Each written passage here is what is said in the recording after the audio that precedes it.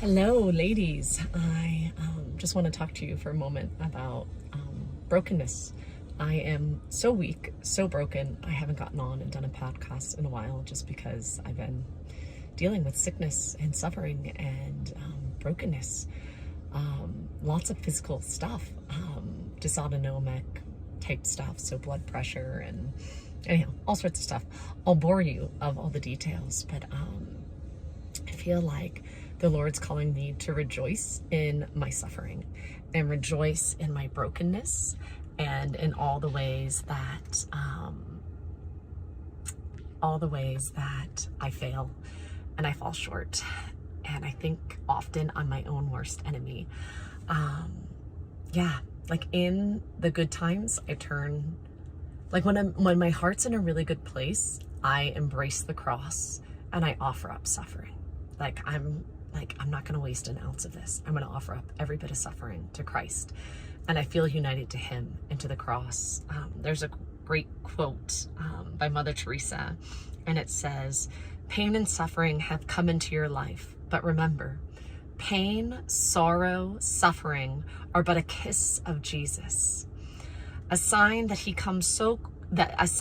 you have come so close to him that he can kiss you." I know Mother Teresa talks about this. Saint Faustina talks about this. A lot of the saints, a lot of the mystics talk about this. And I feel like there's moments that I experience that and it's good and beautiful. And then there's other moments I want to ignore it and run away and not embrace it. I'm doing a retreat the end of August. I still have spots open. You can click on the LinkedIn tree for the registration. I would love for you to join me. I called it Beautifully Broken because I feel like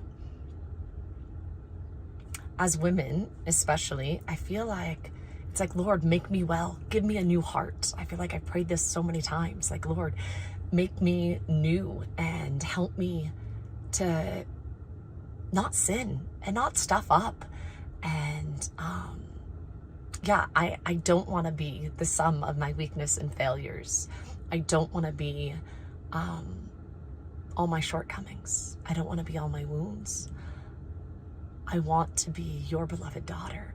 I want to be made new and given a clean heart.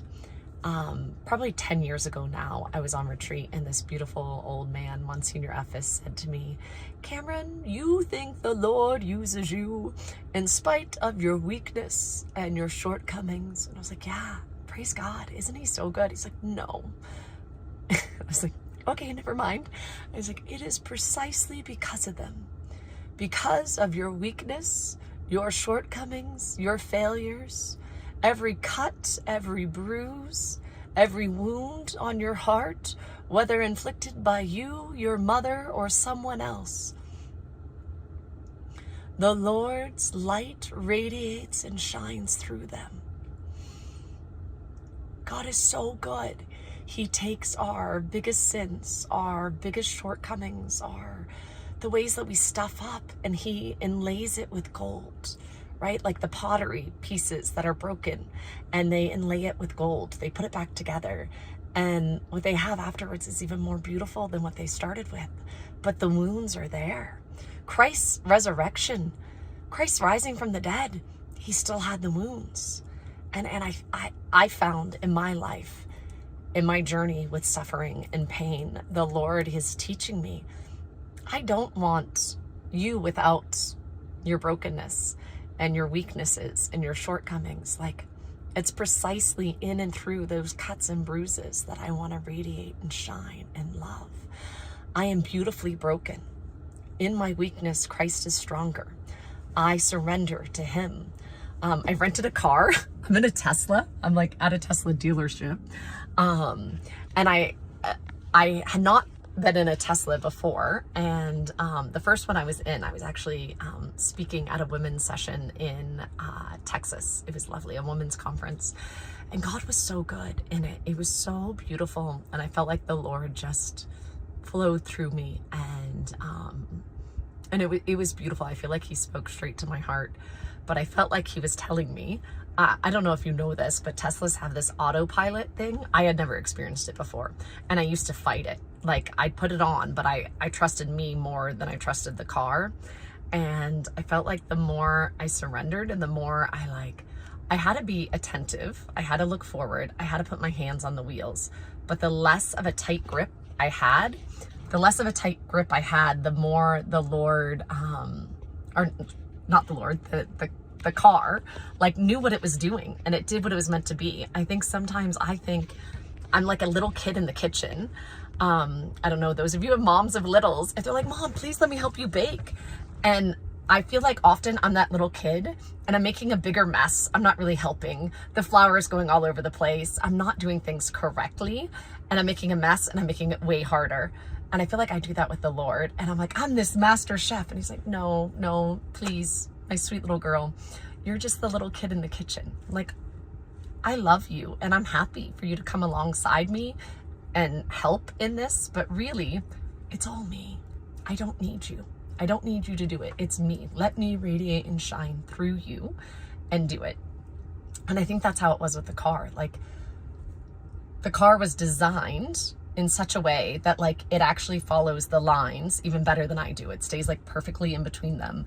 At one point it was raining and I had it on the autopilot, and it went slower but was more cautious than I could be, even with all my senses attuned. And it's like, yeah, Elon Musk, when he designed this, he knows this car way better than I know it, and it knows how to drive. And if Elon, who's just like a flawed human being, can design a car to work properly, then me, God, who is the creator of all the heavens, all the earth, who's amazing and so wonderful and so magnificent, he knows me. He designed me. He knows every inch of me. So it's funny for me to look at my wounds and my cuts, and as a non-medical person, I'm like scanning myself up, and I'm like, Lord, this is where I need you to heal me. You need to heal me here, in this area, in this way. Oh, don't forget about this. And I feel like he just kind of laughs and is like, oh, my sweet girl, I'm the divine physician. You have no medical training. I know how to fix you. All I need you to do is say yes.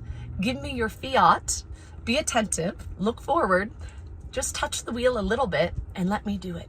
Let me go. And I feel like I'm just now learning that. How am I just learning that at 40? I feel like, okay, Lord, like I always say, I surrender and I want you to take the lead. But often I get in the way.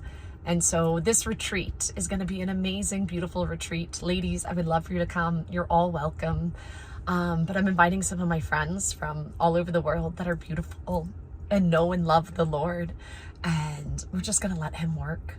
But we're not asking him, like, he will be healing us for sure. He will be restoring us, renewing us, giving us a respite, a place to breathe and take a deep breath. But we're just going to let him do his thing.